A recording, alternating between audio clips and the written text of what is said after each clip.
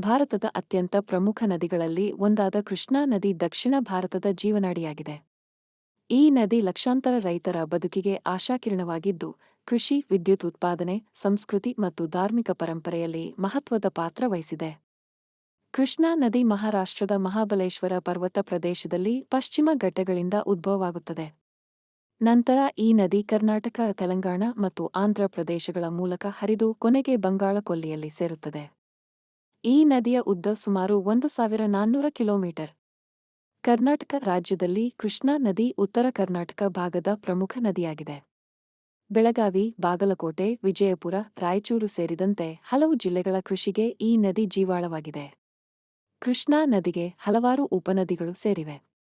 ಅವುಗಳಲ್ಲಿ ಪ್ರಮುಖವಾದವು Tungabhadra river, Bhima river, Ghataprabha river, Malaprabha river. ಈ ಉಪನದಿಗಳು ಕರ್ನಾಟಕದ ಕೃಷಿ ಮತ್ತು ಕುಡಿಯುವ ನೀರಿನ ಅವಶ್ಯಕತೆ